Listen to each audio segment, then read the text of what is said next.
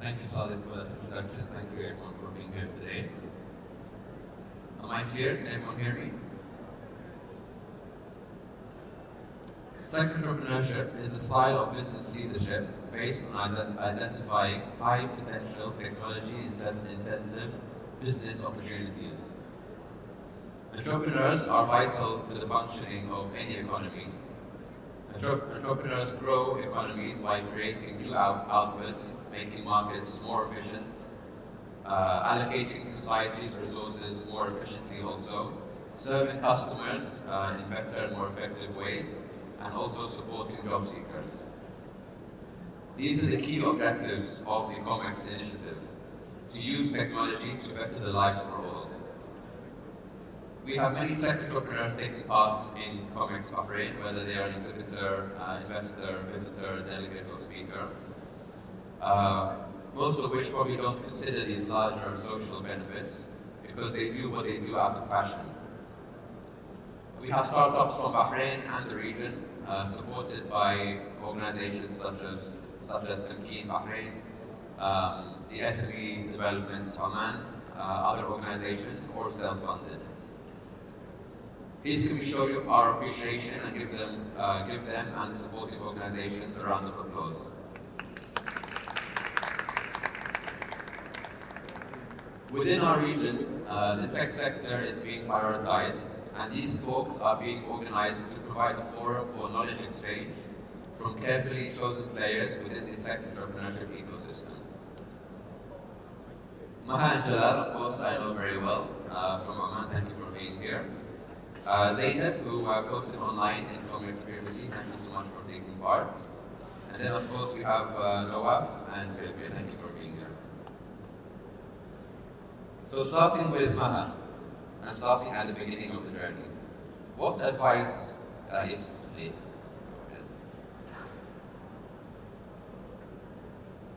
My question for you, Maha, what advice do you give to an entrepreneur who wants to kick off their venture from the very start? Good morning, everyone. So, advice number one is be patient. This is a very long journey. It's not for everyone, it's not for anyone. So be patient. Make sure that you understand your domain very well. And understanding the domain comes through many things. It could come, you need technical knowledge and you need industrial and commercial knowledge. For technical knowledge, it can come from study, you can build your expertise by reading, exploring, speak with the right people, asking the right people. You need to know your domain very well. You need to understand the ecosystem of the business that you're doing. And you need to know where is the learning pain so you can address and hit the right problem and provide the right solution. Another advice would be you need to build your startup very well, do all your corporate documentation. Sometimes you might need to consult some experts because in later stages we find disasters in your cap tables. So please advise and talk to the right people before doing, I would say expensive mistakes. Finally, be extra careful in choosing your partners and do write your partnership agreement because believe me, I was the dispute queen in my previous company. So and people can go really wide and far in this. So writing down everything, the details, and proper documentation can avoid lots of problems later.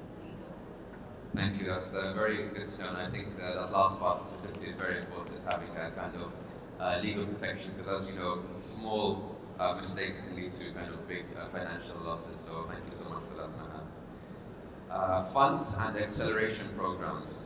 It's important to have acceleration programs within any VC venture capital funding program. Jalal, can you please explain to us why this is the case, and specifically for pre-seed and seed stage? Thank you very much. Probably there was an earlier discussion with Zainab talking about one of the biggest issues we are facing, specifically in the GCC countries, where there is an issue in the early stage startups deal flow, where it's very few of the startups are getting funded. And one of the issues that we do not have so many pre-acceleration or accelerations programs in the ecosystem. What it shows now that there are some studies showing that those startups who get immediate fund without going through an acceleration program or a pre-acceleration program have the tendency to fail easier and faster than those who went through the acceleration programs. So now what we are trying to push and recommend, specifically this is applicable mostly in the GCC countries, where the startups ecosystem is still not mature enough, it's still growing, and it needs more time where there is more awareness in the ecosystem, understanding the startups, the VCs, and the stages that went through.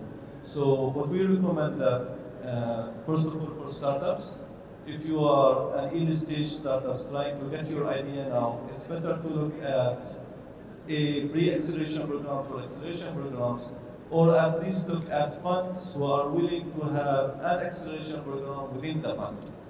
And two, if you are a fund founder or a fund manager and you are establishing an early stage funding program, it's always better you either partner with an acceleration program or you do run your own acceleration program. Thank you so much for that, Jalal. That's really useful information.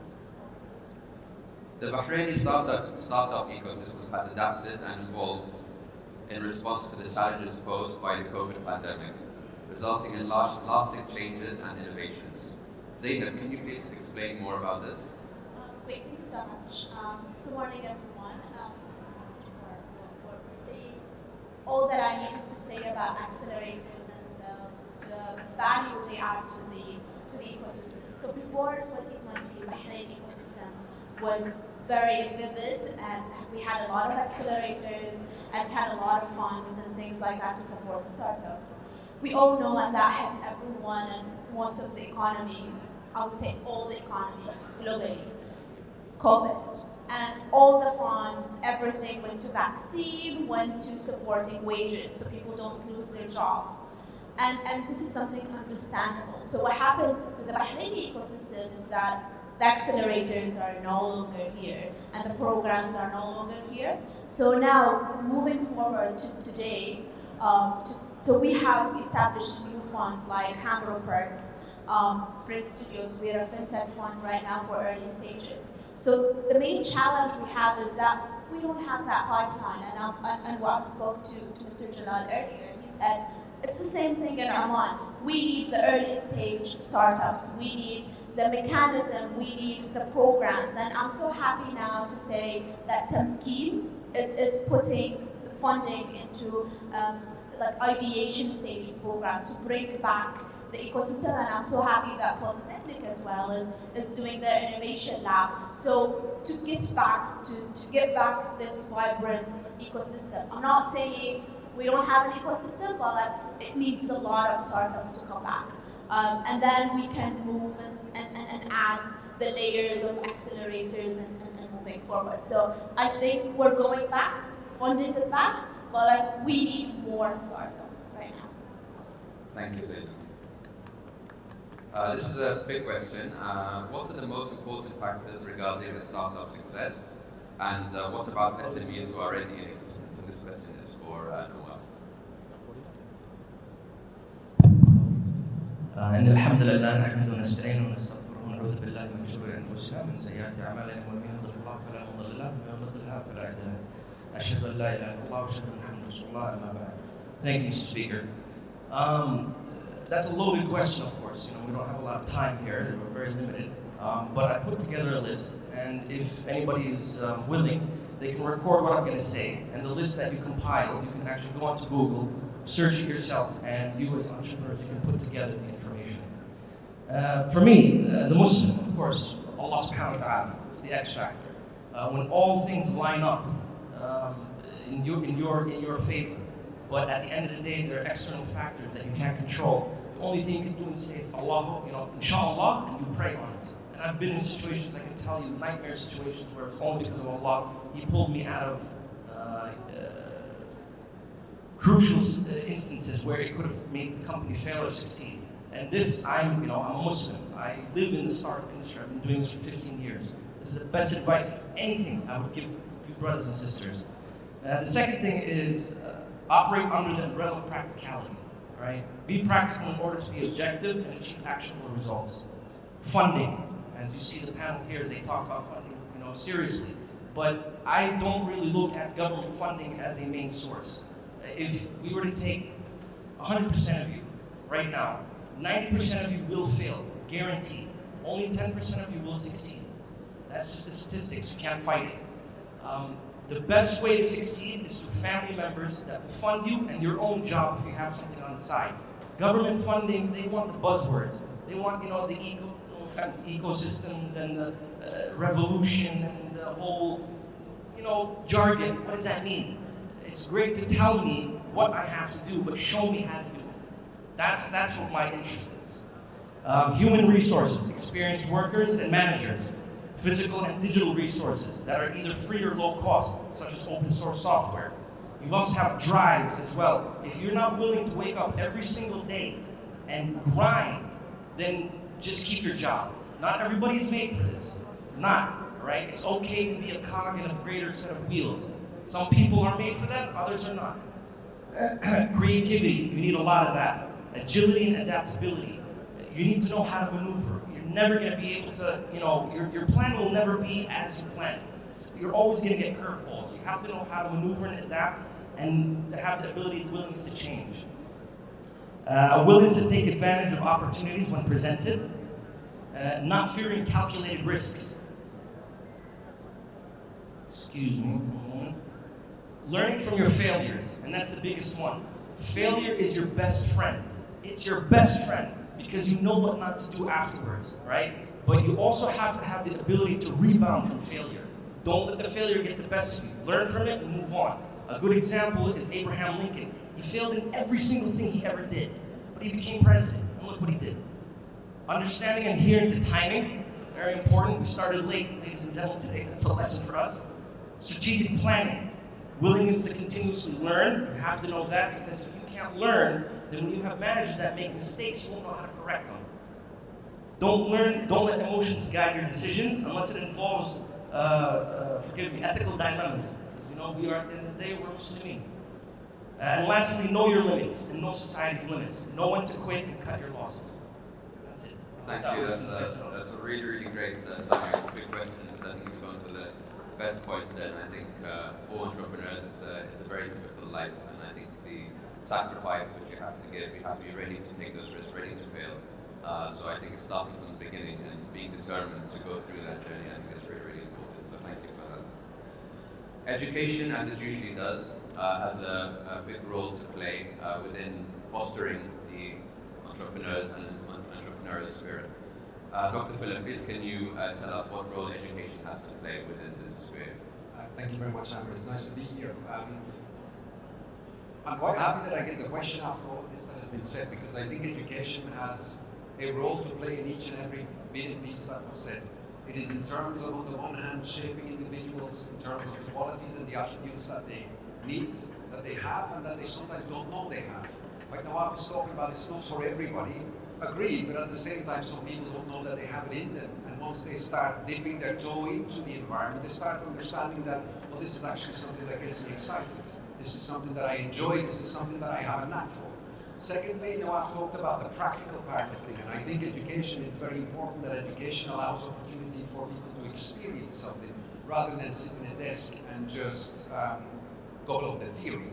So it is quite important that we organize experiential learning environments where people can get involved, where people can get a feel of what it is, and where people can make mistakes. And it's okay to make a mistake. It's okay to understand that out of mistake you learn, and a mistake does not make you a failure. A mistake makes you a person who is learning and who is open to making the next step moving forward. And talking about Zainab's point around, we need more feeders, or we need more startups in that feeding system to go into pre-acceleration and accelerators. That's exactly where education sits. Education needs to be that the soil where we can plant seeds into the minds of young individuals that they start thinking about and have a safe space to explore the setup of a startup, and then moving through their educational journey and already use their ideas around the potential business to then graduate and have something that they can go to accelerators with. And then the same thing what the two panel members from Oman were talking about, the idea of saying, well, there is qualities that people need to have. We need to help them to explore those qualities. And we need to start looking into, well, what is that ecosystem and how can we get people in touch with the types of funding that are available? What are the pathways? What is the expertise that is available? So building that network with them and for them so that they feel that there is a possibility for them to move forward and transfer fear of, I don't know where to get started, into understanding, well, there is actually a way for me to do it and I have a space where I can try this out. And that is one of the main things where, for instance, Bahrain Technical Startups Innovation Center, to be able to create that space, dip your toe into entrepreneurship, and then see where it takes you. Thank you, Dr. Philippe. Maha, can you please tell us what are the most crucial steps to be taken by startups before funding? That's quite a lot. I'll try to summarize the most important things. First of all, know what you're testing. Either you are raising fund or you're not raising fund, because if you try to, test the water and go to an investor and say, I might do fundraising, that gives me a signal that you're not serious, you're hesitant. So know what you're testing. And don't give me ranges. Don't tell me I'm raising, around between 1 to 5 million. So the first question I'm going to ask you, is it 1 or 5 million? So ranges could give, an impression to the investors that you have not done enough homework. You don't know how much exactly you need. So you have to be very particular how much you're raising. Other things are like what? You have to focus on your runway. Okay, how much you exactly need to get your next, meaningful milestone. It's not about getting your financial model exactly, correct, because it will never be correct, and you will amend it, throughout the journey. But you have to focus on how much you need to get you to the next milestone. You have to be ready with your data. And this is one of the things that, sometimes it's quite shocking, because you would find, a seed stage startup and they don't have a proper pitch deck, which is, it's not sense. If you don't come to me with a proper data room, I would be very hesitant to invest in you. So at least, okay, what should we have in the data? At least the two most important documents that should be there in your data room is a comprehensive pitch deck and a detailed financial model. So I need to know, lots of that kind of, and we investors are very demanding, and that whole, journey can go up to 6 months sometimes. It's a lengthy process. Not always, but sometimes it can go up to 6 months. So you have to be patient and you have to be ready with all your documents.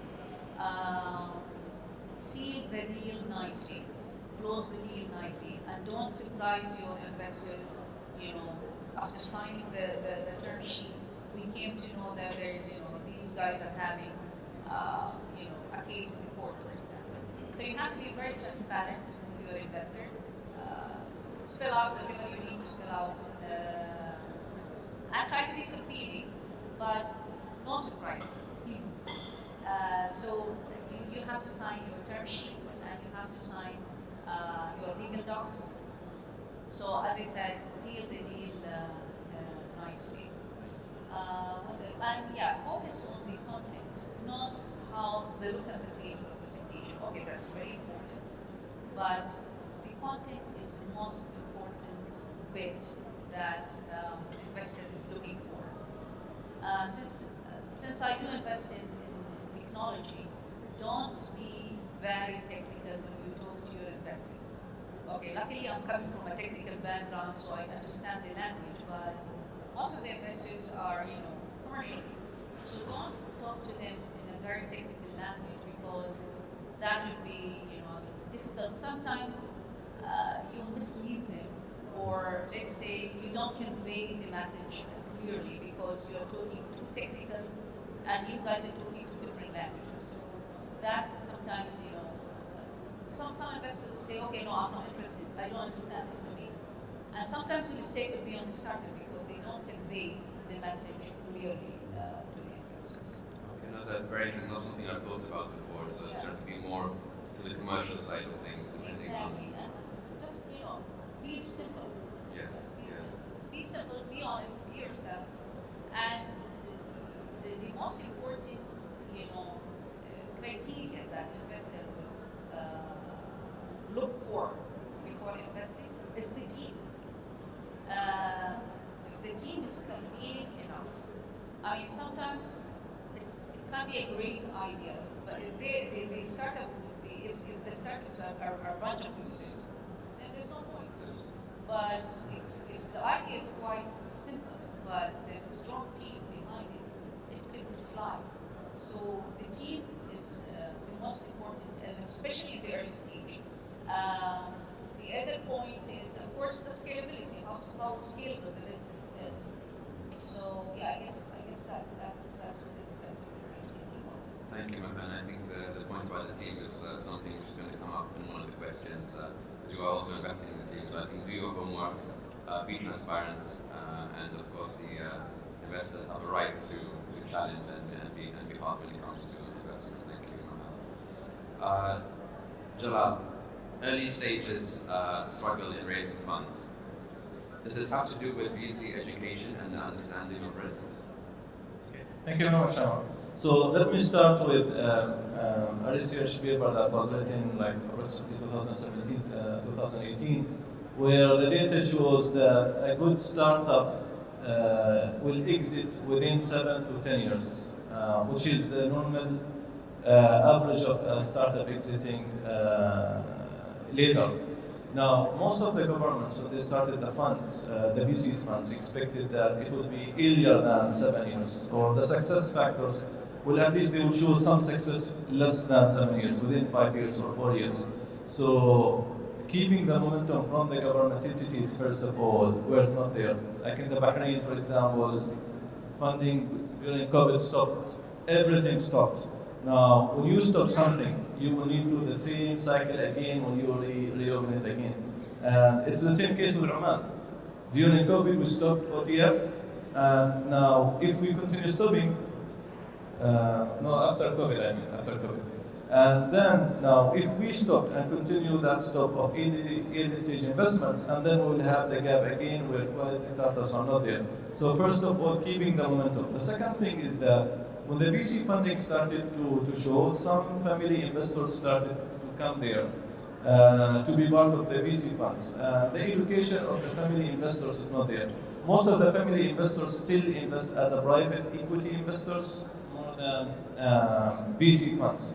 And it doesn't work. In the startups ecosystem, it will not work. So yes, there is also a requirement to have good education programs for angel investors, family offices, to know more about the VC funds, so they can able to accept risks when it comes to early stages. Because in the early stage, you have more risk than later stages.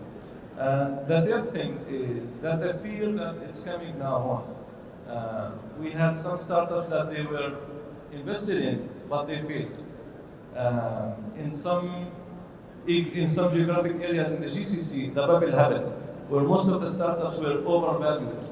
And it comes again to the valuation that Maha speaks about. So in early stages, that we always recommend startups. Sometimes money is tempting. It's easy to get money, specifically when the funds is there. Do not overvalue your idea, or specifically in the early stage, because if you got valuation that's more than you're supposed to get, you will be devalued later on in later stages, and then you kill the ecosystem.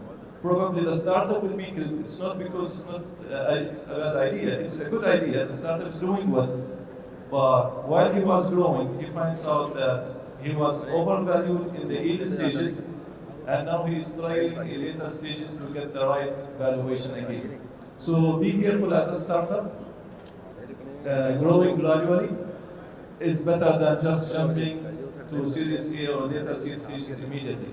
So be careful, specifically on the concept ideas. And now that's what we are trying to see from the new GCC markets. The bubble is basically where the overvaluation of the startups come in, but eventually the market correction will come in. So be careful. So it goes both education from VCs, where they understand, where family offices and angel investors need to know more, but it's also education for startups to know their best valuation and how to value their early stage startups so they can get better funding. Yeah, so both need to do their homework. True. No, thank you for that. From both sides, that's a very good point. Thank you, Jalal. Zainab, Bahrain's geographical location. What are the advantages you see that this has for startups looking to expand into the broader MENA, Middle East, North Africa region? So we're blessed that Bahrain location is in the heart of the Gulf Sea or the Khalij al-Arab. We're in the middle of the MENA, and we're very close to the east and the west. And we have just a causeway to the biggest market in the region, which is Saudi.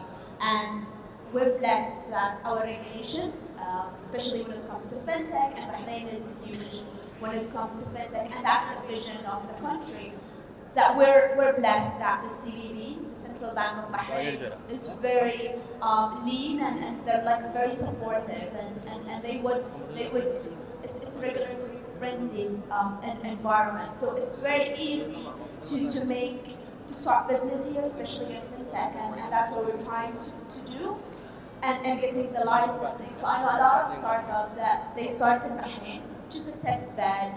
We're small, we're like 1 million.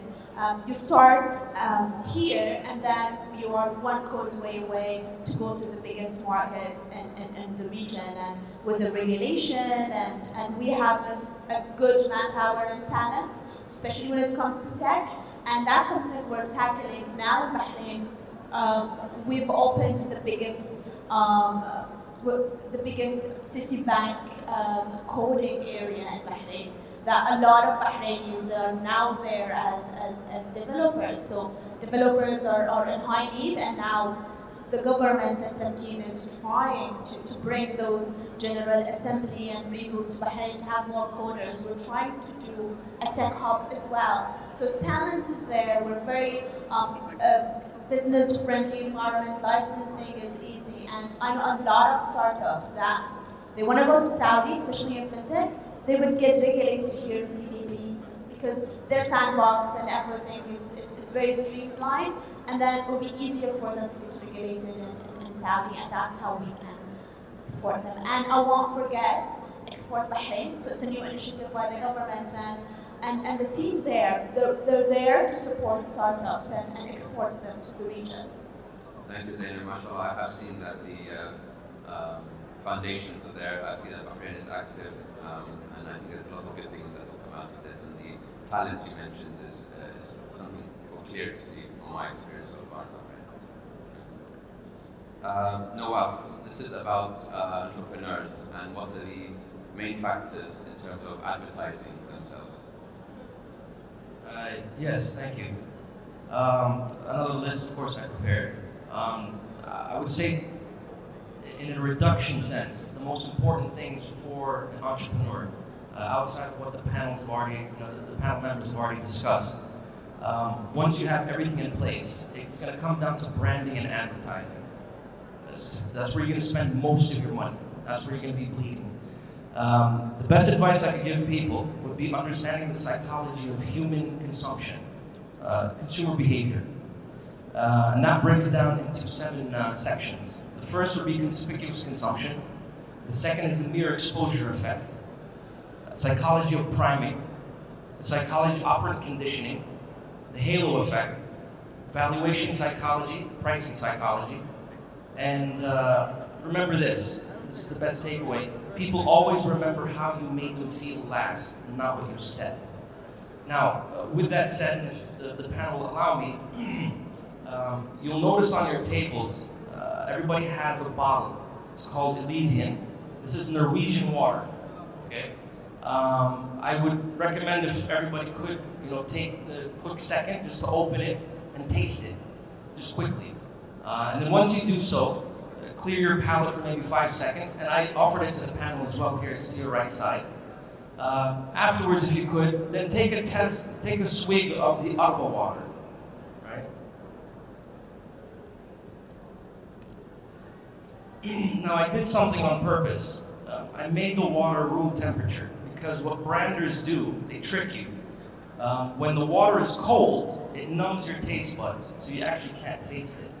So if you want to genuinely taste water, or something that is very minuscule, make sure it's room temperature. That way your taste buds are awake. What was the whole purpose of this mini experiment?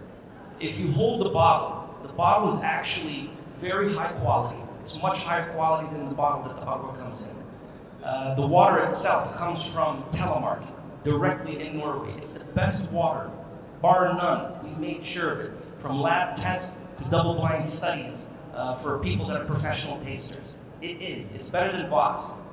What we did was we brought in the water to make sure that it was the lowest cost water on the market, but make sure it's the highest quality available on the planet.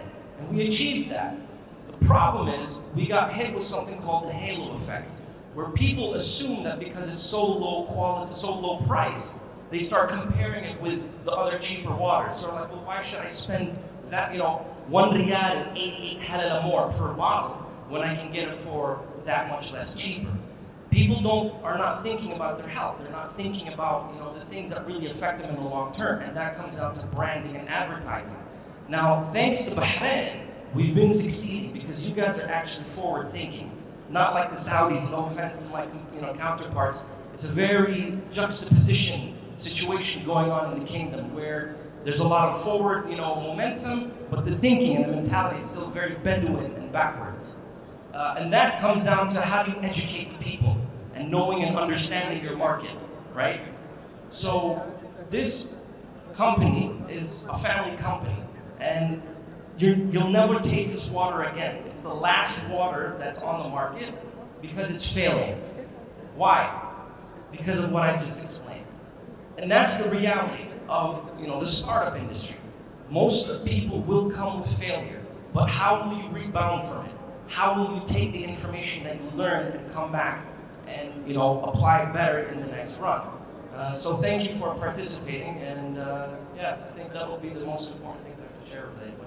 Thank you so much for being so honest about water and being proud of it, even though it's a failure. That's a whole learning process and teaching other people about your experience. I think that's really, really great. And also for providing us with a water break, because I was feeling very thirsty, so thank you. Philippe, Dr. Philippe, can entrepreneurship be learned? Can we learn how to be entrepreneurs?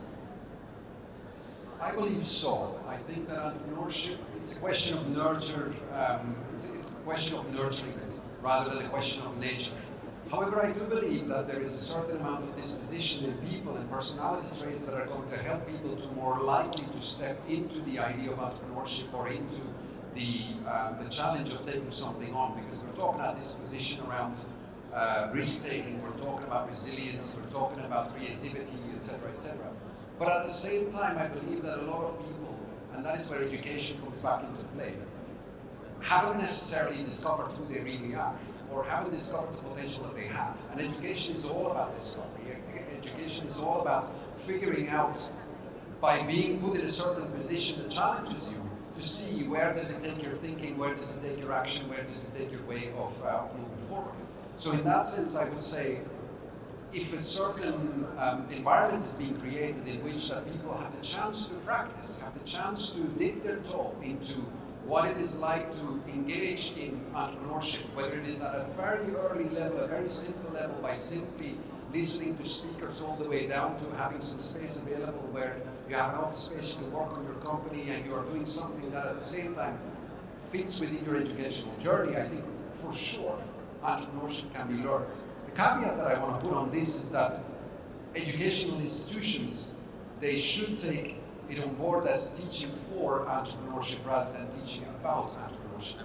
Because just teaching the theory of entrepreneurship, that's just theory. But if you're teaching for entrepreneurship, then you're looking at giving people learning experiences that are going to get them to start experiencing what it is like.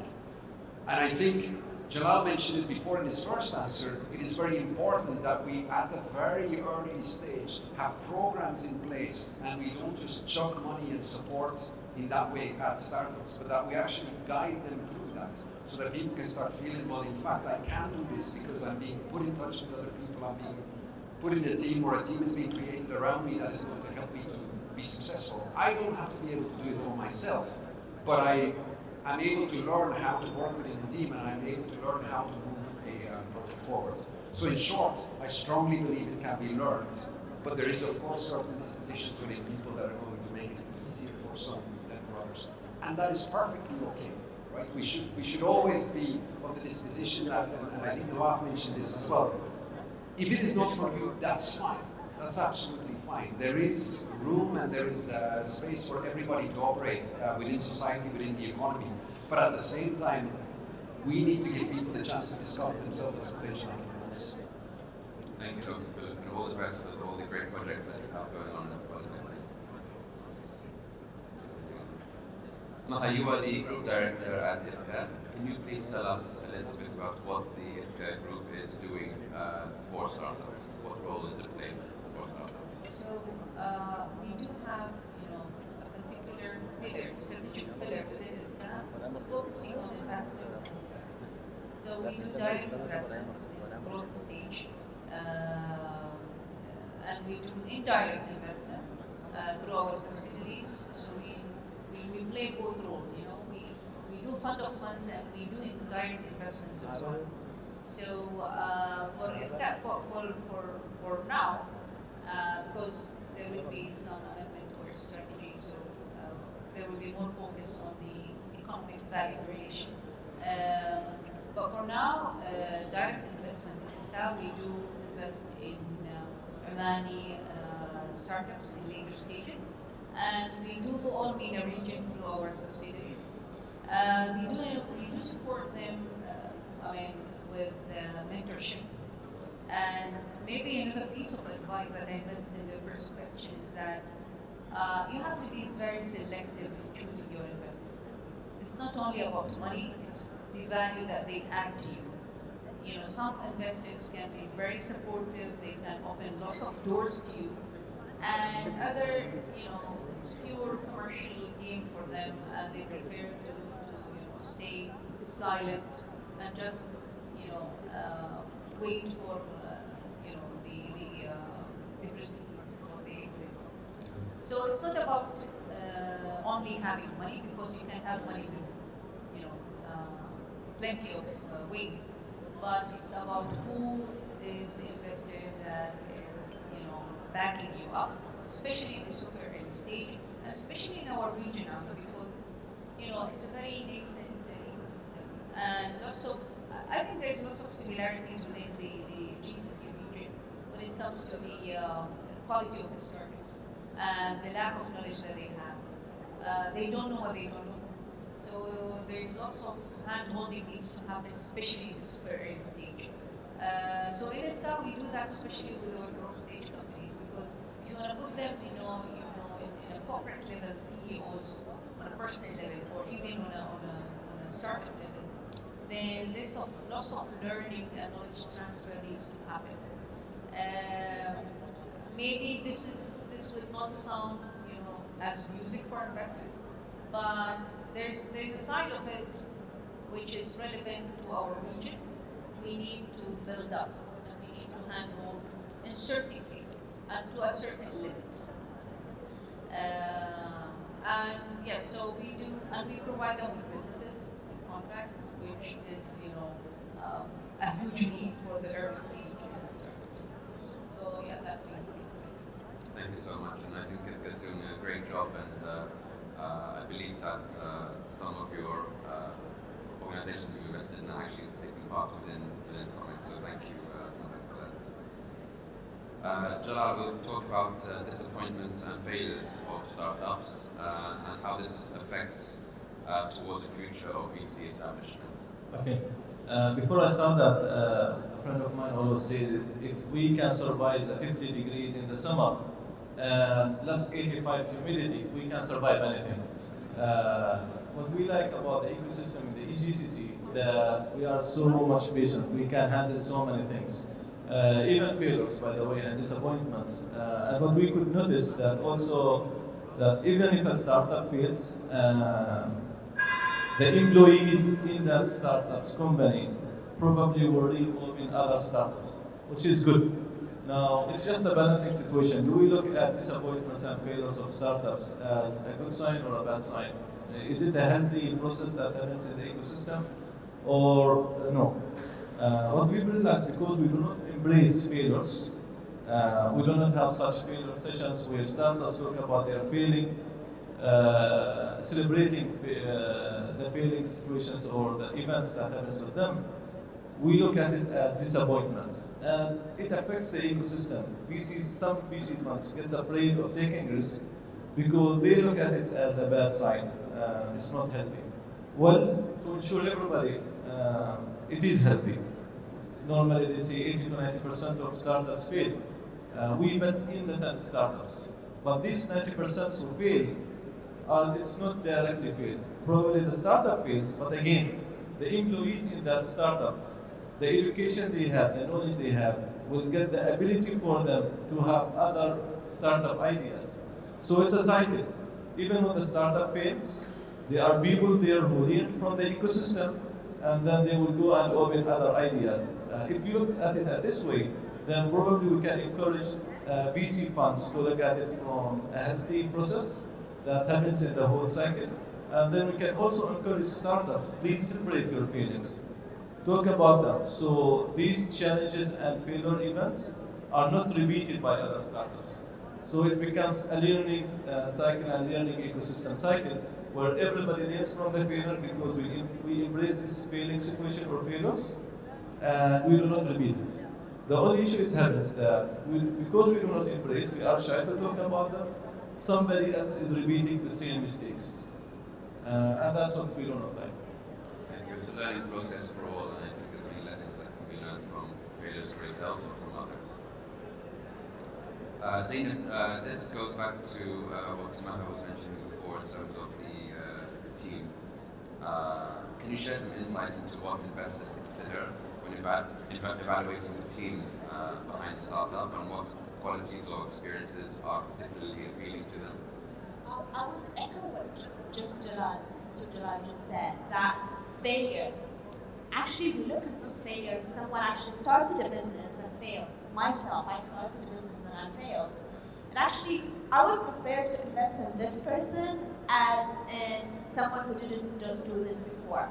Because if someone did it, they know they've been through this. They know, they have their learnings. So that's actually something we look into. A serial entrepreneur, someone who actually failed, is actually a good way of doing it. That's number one we're looking into it, which is experience. Being first-time entrepreneur, it's actually not a bad thing, but you should know your domain. If you don't know, and that's what I tell students when I met them in the innovation lab, I'm like, it's fine. You don't know, you're young, you don't have that many experience. Get an advisor's report. Show me that you know what you're talking about. And the most important thing we look into is the characteristics of the person. Is this person very arrogant, not coachable? I've seen a lot of good startups that I would love to invest in, but the founder is very arrogant. They think they know it all. Actually, you don't know it all. At some point, if you keep with that thought and not listening to what the investors or what the mentors are saying, they've done it before, they failed, they know what's going to happen, and this is not easy journey. Usually this is a huge red flag, even if it's a great problem. But like the founder, they're very arrogant, they don't listen, they think this is the $1 million problem and I'll move and I'm not going to pivot, and this is how it is. This is something we look into as well. So basically it's all about the characteristic of the team, if they are cohesive, they have everyone. I was just speaking to Dr. Philippe earlier, I'm like, I've seen a lot of startups where they're all tech people, all engineers coming together. For them, it's very hard to know the commercial. So the diversity of the team needs to be there as well. So these are the things we look into, and we look into, does these founders or team really understand the problem that they're trying to solve. Is the solution they're coming up with actually solve the problem? And in some cases, it's not true. Like they would say, we're gonna solve X, Y, and Z, but actually they only solve X. So when I joined the startup ecosystem back in 2018, was when I joined the first accelerator I worked with. People were like, oh, we're gonna do IoT because IoT, like the trend will happen and all of that. Today, it's like big data is happening. People are like, okay, I'll do big data, but like they don't know what they're really solving. So the problem is really important as well. So that's what I'm gonna say. How would someone like Elon Musk, if he approached you, for example, if you needed the funding?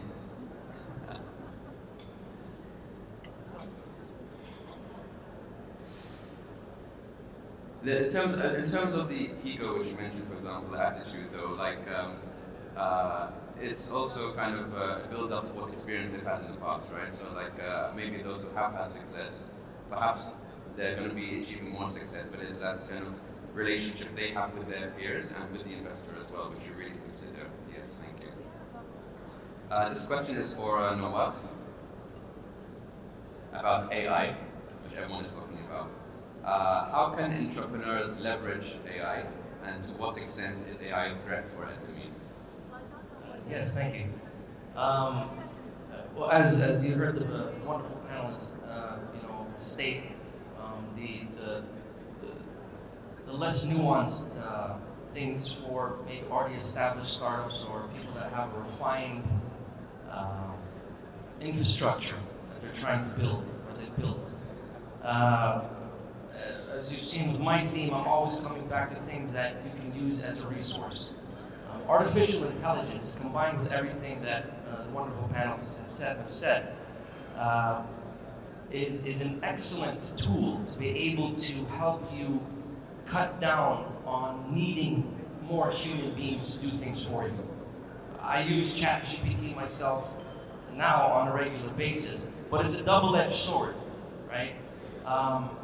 First, let's quickly understand what AI is. Okay, AI at its simplest is just mimicry of human thinking at its best.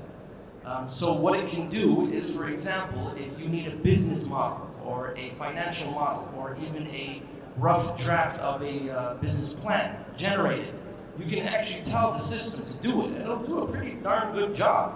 And all you have to do to refine it is give it instructions on, no, don't do this and do that. You can talk to it like an actual human being. It's very impressive and it's very scary, because at the end of the day, where somebody like myself and others are using it and implementing it as an entrepreneur and as a CEO and as a manager, I'm not needing more people, right? So how does that affect the person that needs a job?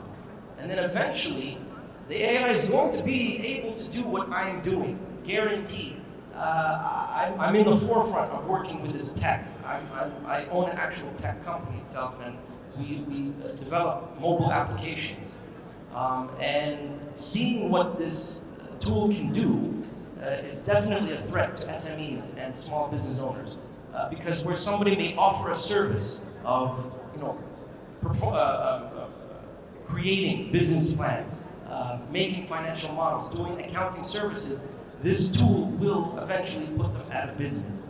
So use it while you can to get ahead while you can, but make sure that you don't use it in a sense that it's, there's the irony in it, but try to use it to where you'll always be relevant. Where does that, people could argue and say, well, okay, become a chef, but they've already created an actual robotic arms that cook, connected to artificial intelligence. So what's the limit? And I think that's where government agencies have to step in and place these limits, combined, with the efforts of companies and the local folk, so it doesn't take away from the, entrepreneurial environment, if you will, in the ecosystem. Thank you. The next question is for Zainab. With the rise of fintech and the introduction of the regulatory sandboxes, what opportunities are there for Bahrain to become a fintech hub in the region? I'm so happy that this is the vision of the country, and that's why Hamburg brings to you. to establish. So we are, and excuse me, I'll talk about the fund that we have right now. So we're backed by Al Fund of Fund, which is a governmental arm, and we're backed by Hamburg's Fund of Fund. So what we're doing is we're bringing UK experience and bridging London to Bahrain. And then by doing that and upskilling Bahrainis and putting them in the field and bringing the talent from like global international talent to actually build fintech startups in Bahrain and upskill Bahraini. This is how we're going to achieve it. And we're working closely, of course, with the regulators and the startups ecosystem in Bahrain into building fintech startups, because as I mentioned in the beginning, we're lacking the startup pipeline and investing in startups as well and making Bahrain the gateway to the region. Great. Really looking forward to see that, and I think that will also have benefits for the wider region as well. We will now move on to some Q&A from the audience on any of the topics that we've raised here or tech entrepreneurship in general. So we will give the mic out for any questions. Please, when you're nominated, ask a question. If you're happy to share your name, position, and organization, and that would be very helpful. And questions for each other, of course, from the panel. Feel free to ask any questions from each other or to support in any way. So, Sadiq, if you can handle the questions, any questions, please raise your hand and the microphone will come to you. Maha, you mentioned in your speech that the pitch deck part is a big part of how you do the investment. And in my very humble opinion in this regard, it puts all startups other than the fintech startups at a disadvantage, because you mentioned that the investors will look at the commercial part, not the technical part. While we as technical startups, we take more pride in our technical expertise rather than our commercial expertise. So do you think that this is affecting the startup ecosystem and is the main reason why we have more fintech startups rather than technical startups? Thank you. Thank you for your question. I don't see any relevance because think of it this way. Now, the pitch deck is the first, let's say, layer for me, an investor, to know about you as a startup. So the more effort you put to make, a clear, compelling pitch deck that tells me who you are, what do you do, what problem you're solving. If I don't have, that kind of question of answers, then how I would go ahead and do an appointment with you. Lots of programs, especially investments relevant programs, do that through electronic tools. So you have to fill up a form, right? Not in each and every chance you would have a chance to go and talk to an investor. Sometimes you would send your pitch deck, right? We invested in lots of people through references, and that reference starts by a pitch deck. So I don't think it's relevant to what is the type of a startup. It's the first channel of communication between the startup and the investor. So the more effort you put to make it clear, and I mean, what's the objective of the elevator pitch? Is to get an appointment with the investor, right? Because in 30 seconds, for example, I won't judge you in the 30 seconds, but I would say, okay, I would like to listen to this more. So you know what I mean? So that's the gate or the first communication channel between me and you as an investor and a startup. So I don't think it's relevant to the type. It's relevant to how good the pitch deck is and how clear is the pitch deck. I don't know if anyone wants to add anything.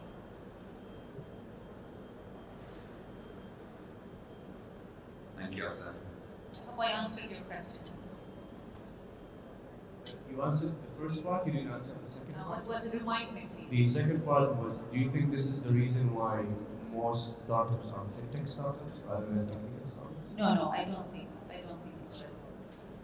Do you think? For example, when it comes comes to Bahrain, and I've heard about Oman as well, this is the governmental vision. We're trying to compete with Saudi, which is the biggest player in the markets, and we still have a long way to go. So I think because of the strategies, because, well, I'm a fintech hub, so I'm going to be biased as well, because this is the vision of the country, and that's what we're trying. But that doesn't disqualify other tech startups, and I'm going to be very frank with you. For us, we can tweak it a bit, like if they have a payment gateway and think we consider it fintech, but we don't do like financial services on the box, but like we try to be like very abroad and get more tech, but like there's a huge chance for tech startups as well, but like not with these associated fintech investors. And I'm not sure which that Mr. Jalal or Maha said before that you should pick the investors that you're looking to get investment from, but like the norm and the trend now, and it's fintech. Hello everyone, it's a pleasure to be here in Bahrain COMEX, and it was a wonderful discussion I've done here. I am Amr Abdullah Baabood from Mus'haf Business Company, actually our company delivering a smart solution in health and safety. I don't know how can you consider this as a suggestion, or that is because I'm asking myself why we don't creating union for Gulf countries for startups. It's mean that is an authority, SME authority for GCC countries, that we can expand our market from the local to be in GCC Arab countries, after that to be international, making partnerships, corporations. So, have you worked on it, or how can we make it a real in GCC? I think that's a very good question, and that's something which firstly COMEX wants to connect people within the GCC.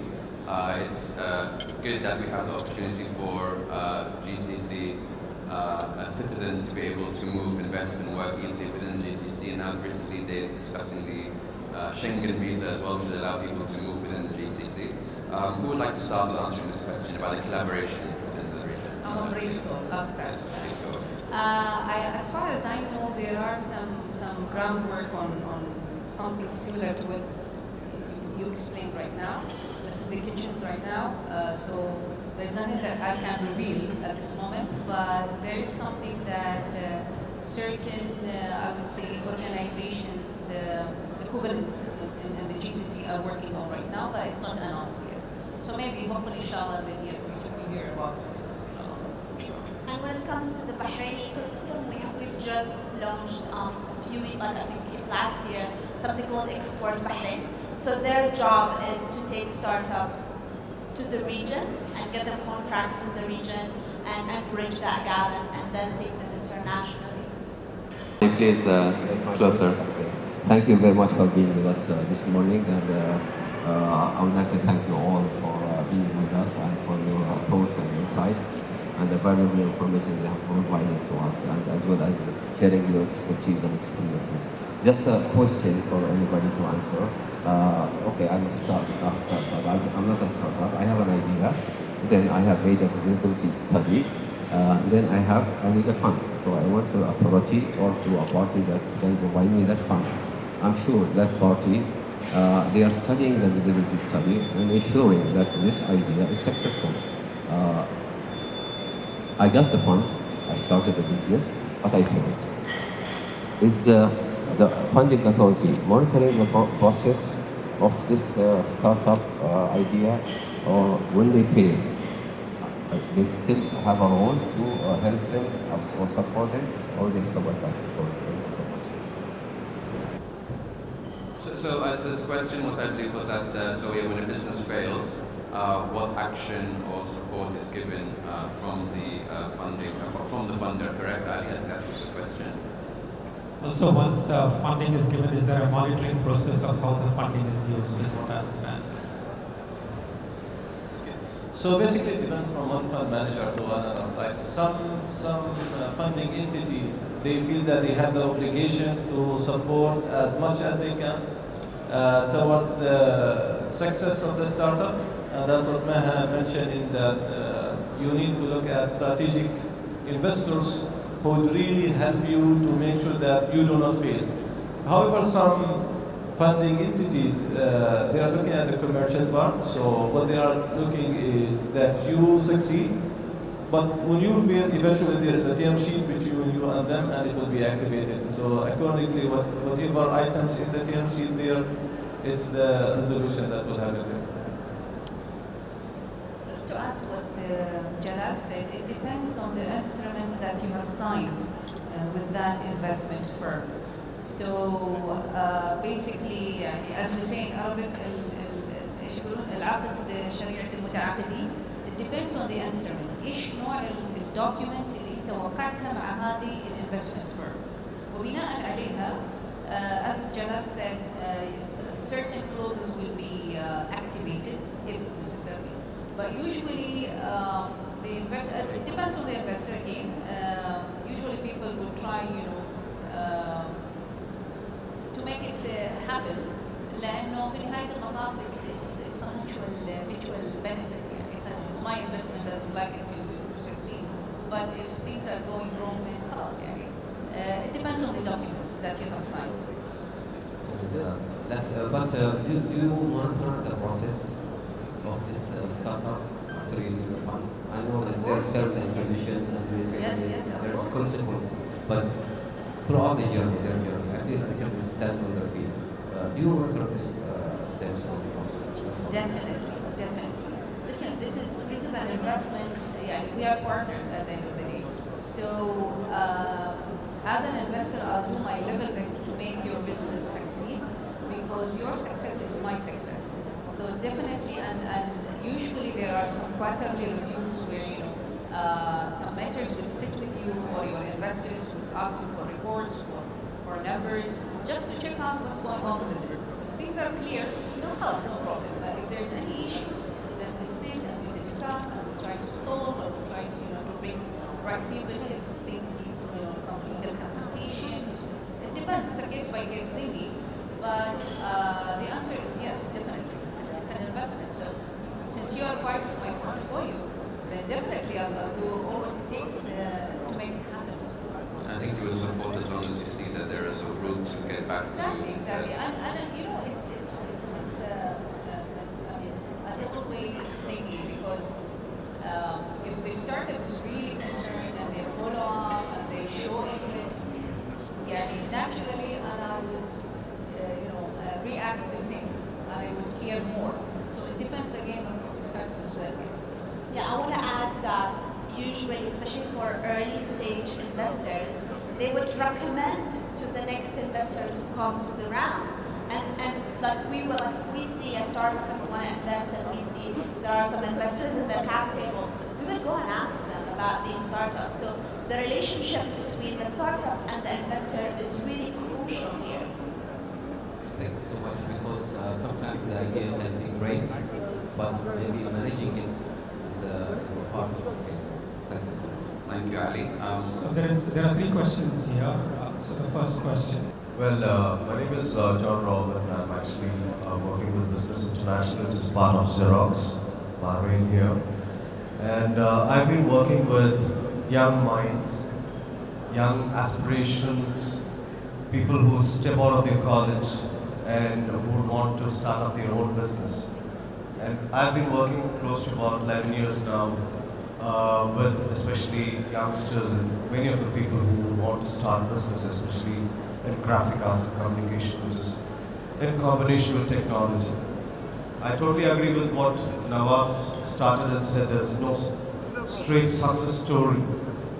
At every stage, there is a point where you hit one success, probably then you fall back. So when it comes down to investment support in Bahrain, what I've seen is we have got brilliant minds, we have got very creative, creative brains that we have. But when it comes down to mentorship, along the way, the first month, the first year is all fine. What happens after the second and the third and the fourth? That's where we fill the gap in.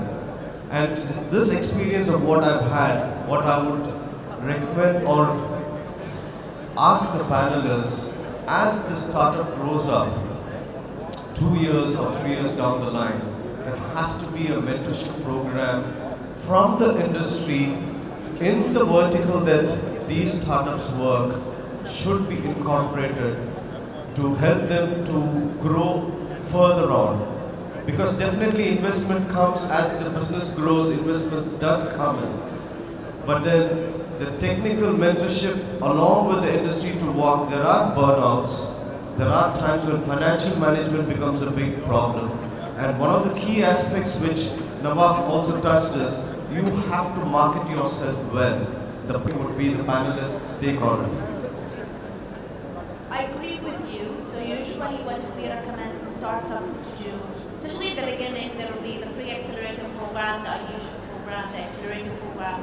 When they are on their own, their growth stage, we always tell them, go get advisors. There's something called advisory share that they can give away, but like they should have that advisor. But like as a founder, they should see what they are lacking. Is it tech? Is it industry? Is it management? Is it people? Is it culture? Identify where do they need support in, which is normal. You don't know it all, especially if you're sitting as a CEO of the company or a founder or co-founder or whatever, and you're managing this company and it grows and now you have a team and all of that. So it might not be the industry, maybe you have 20 years experience in this industry, you know it all, but like it could be people in culture, management, finance. So you can get advisors and you can afford these people to give you a few hours a week of their time to guide you and support you. And you have to be comfortable with these people. I actually agree with Zainab. So basically in early stages, you require education, awareness, and so on and so forth. But later on, when it comes to later seed stages and above, normally the startup is mature enough. It doesn't require like these big acceleration programs. What he needs, as Zainab mentioned, is advisories. So some startups have advisory boards, advisory shares, board councils, where you have the technical and commercial expertise of the sector within that board, or like either board council or advisory board. So that's what the mentors come in, because now it's focused toward the startup and it becomes obligation to the startup. And normally it is in the term sheets of later seed stages where the investors request that there should be an advisory board or so on. I think it comes back to a notion of a disposition towards continuous learning and recognizing that you don't necessarily know it all, and at a certain point you may be very successful and a couple of things are going your way, but then there's a certain amount of areas where you have shortcomings. And rather than saying we're going to hinge everything on what we are really good at, there has to be that recognition, there has to be that reflection around, well, there are certain areas where we still need to do homework and continuously need to do homework in order to move forward. So taking it back to, well, where were you at as a student? What was the value of finding support from people around you and then duplicating that same disposition moving forward and recognizing, well, there is people out there that can help me out. And then there is the clauses that sit within those programs. I completely agree with the panel, especially with the doctor. And to build off of what he just said regarding continuous learning and the willingness to always expound on the past information to get further. That's great. We talked about you need to find advisors, and that's fine, but where do you find them, right? How do I find somebody that knows the expertise that I need specifically so I can get further? You may laugh, but the best place to look, YouTube. YouTube is an excellent source of information of plenty of people that just want to talk for the sake of talking. People love to talk, especially about themselves, right? So take advantage of that. Go to resources like YouTube, BitChute, Odyssey, where things are free. And if you have the time and the willingness, it's no different than going and talking to somebody, but he's in your room and you're taking the notes from him. Now you're not going to get full, yes? You're not going to get full information from these resources, but you'll get a pretty good, rounded approach to it. And then, of course, when you can, if the environment presents itself, from the government or educational institutions tap into those resources as well. That's one more comment from Yeah, before you and continue. just a couple of things. Now, mentorship can be a bit tricky because mentorship basically is your own personal opinion. So you can get an opinion from me, and then you can get the opposite opinion from Jalal. And sometimes, if the entrepreneur doesn't have that, full awareness, that might be a bit of confusion. So mentorship can be a bit tricky. But I'd like to reflect my own personal experience with mentorship. In Oman, we do have a mentorship program. So for me, for example, I'm not only mentoring my own portfolio company, but I'm mentoring some other startups which are not within my portfolio. But again and again, the entrepreneurs need to put effort to get the access to the right mentor. And I mean, what is being mentioned is quite right. Where to find good mentors? That's another question. Thank you, Maha. Maybe it's limited to 2 questions. There was a question here in the front table. Good morning, everybody. I have a question that is directed to Dr. Philippe, because you knocked upon a very interesting point, is that there are certain personality traits that could help or assist entrepreneurships or future entrepreneurs. I would love for you to share what are those characteristics that individuals could need or learn or, let's say, arm themselves with. Okay, I think the panel has already addressed that a little bit in the beginning, but there's a couple of dispositions that sit within a certain person's personality, right? And I'll tell you a little story. When I was at secondary school, and in fact this was early secondary school, almost end of primary school, there was a boy in my class, friend of mine, and he all of a sudden went around and he started hustling, he started selling little plants. And what he did was, he broke off little stems from plants that he could find in gardens, he put it in pots and he went from house to house and he started hustling and he started making money. Right? Now this was not something that you would say, oh, this guy has an amazing brain for business or whatsoever, but he had a disposition of saying, you know what, I'm going to go out and I'm going to start being entrepreneurial.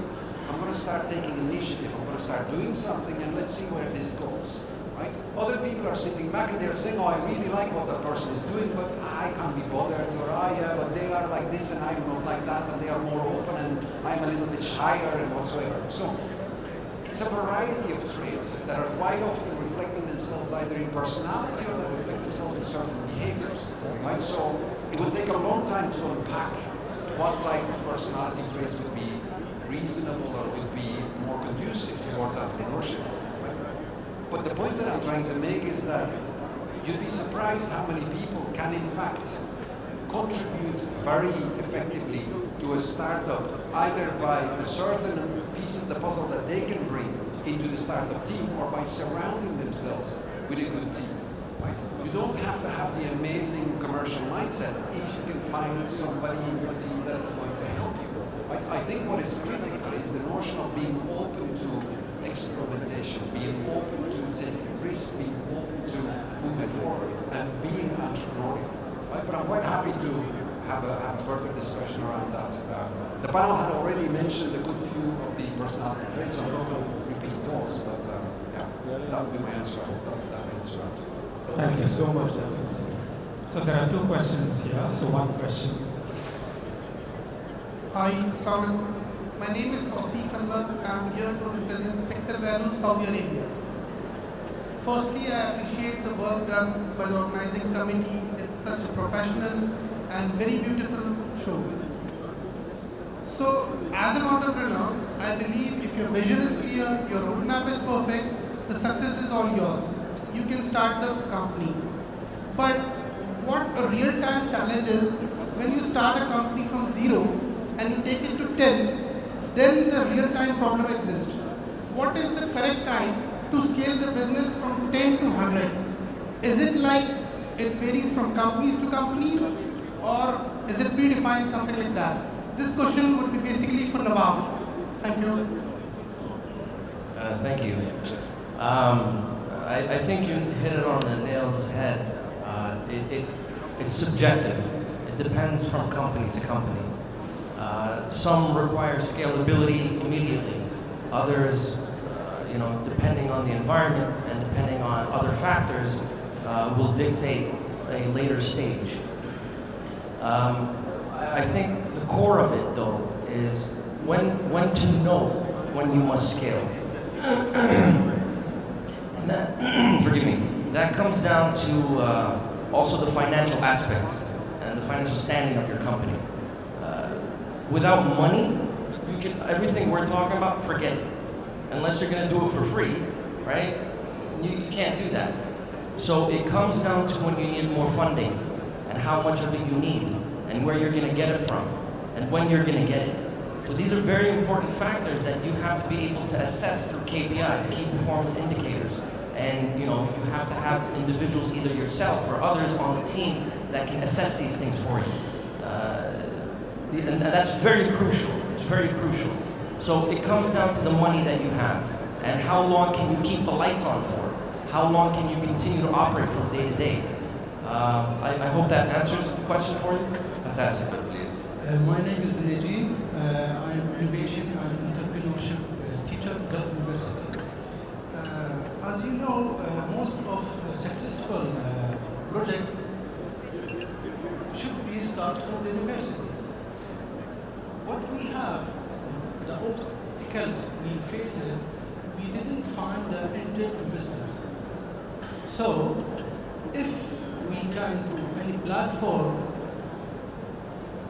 as a data bank of that angel investors who can adopt that project, which is, we see it as a successful project. So, even or if we find it in the some countries or GCC's countries, we didn't find a lot of angel investors. So can we adopt this idea for that project for the universities? I would mind taking this one first, and then maybe somebody else can go on to that. I would agree and disagree with two parts of your statement. First of all, I don't think that all entrepreneurship or the best entrepreneurship comes out of universities, because it comes from many places. I say most. Well, even most. Okay, half the best. There is a good opportunity for educational institutions to foster ideas for entrepreneurship. That is absolutely for sure. And there is indeed a challenge of figuring out, well, how do we then take that next step of trying to attract? And I think there is the job of the university to start within their mandate, within their strategy, to take entrepreneurship and the pathway for entrepreneurship, to put that within their strategic plan and to dedicate resources to this. Not only to say as a university we are going to perhaps fund some of these startups, but also to become an active player in the playing field right after graduation. Because it is indeed, we can't be sitting as a university and say, well, all the angel investors, they need to come at our door and they need to come and asking, well, because they have many places to go. There's many places who are asking them, who are moving forward. So I think the institutions need to take it upon themselves to make it incorporated as part of their strategy, to think of what is that next step, what is that beyond graduation moment, and what are the pathways that we can create in order to make sure that they are moving forward. What about if there is a project, good project or venture, but nobody knows about them? So if we have data of that angel investors, so we can communicate with them or contact them and tell them, this is a good project, can you adopt it or not? Of course, portals, databases, they are always useful and it always facilitates, that's for sure. Yes. If I can comment on something, if I may. So basically, it depends on the projects of the universities. Some of the projects in the universities are not investable because they require still research and development R&Ds. So what we recommend normally, what is recommended normally, that some government grants or private grants can help this project to mature to reach the commercialization stage. Because most of the VCs are trying to get projects that are in the stage of commercialization. the struggle with some of the projects, specifically the technical projects, that they are still require 1 or 2 years of R&D before they reach the commercialization stage. However, we can still see some of the countries like US where they have VC funding based universities, where the university itself has a VCR, which is a good strategy, but we still don't see it in the GCC countries as a good practice. To add to what you were saying, it comes down to the laws in the country. That's its core. If you have ridiculous laws, as we have in Saudi, all due respect, I love my country, but some of the laws are just, archaic, arcane, they're backwards, or unreasonable. They make you jump through hoops. You have to get a license for this, you have to do that, you have to do this, you have to do classman. All sorts of things that, and this is what made the United States, and still makes the United States, one of the greatest countries in the world for small businesses. All you have to do is go to City Hall. You just have to be a registered citizen or have a green card. Register your company name, pay $25, and sign a one-page sheet. And you're in business. You can start making money tomorrow and start paying taxes. You can't do that in Bahrain. You can't do that in Saudi. And that's the reality. So we can talk about education and this and everything. If the laws don't make it easier for people to start businesses and maintain them, then everything else is just table talk. So you are talking about, we talk about how to create or to invest in innovation. At the same time, we will not cooperate with the or don't cooperate with the student who is correct. And to answer the core of that, so there's conflict. To create a system, because I make these type of systems, database systems and whatnot. You have to pass certain licensing laws to even have a system like that, and they're not easy. So a lot of people, when they come to it and they say, okay, let's start a website that has a database of all these types of individuals, you come to the actual reality and say, well, the law is not making it easy for them. A lot of people quit. They say it's not worth it. And the angel investors come. Angel investors aren't stupid. They have money for a reason, right? They know these laws. So they're not gonna, waste their time. They want people to come already finish that finish line, and then they'll give you the money. That's the reality of the world we live in. Americans think differently. That's the truth. They have a different thought process. I know this because I'm half American. My mother's American. I grew up and was raised there for half of my life. It's a very different mentality here in Arabia. So that's to answer your core question. If we address the laws, then and make it easier for people to make these types of systems that will exist, where you have more freedom of information, you have more access to these types of people. Because right now in this country and in Saudi Arabia, everything is done through word of mouth. And that doesn't, it's not sustainable. Thank you, Nawaf, and we have to close it there due to the timing. Thank you for the questions. Hope we've all learned something new. Thanks to the panel. I hope you enjoy the rest of the talks, the forum here in COMEX. And please can you give a round of applause to Maha, Jalal,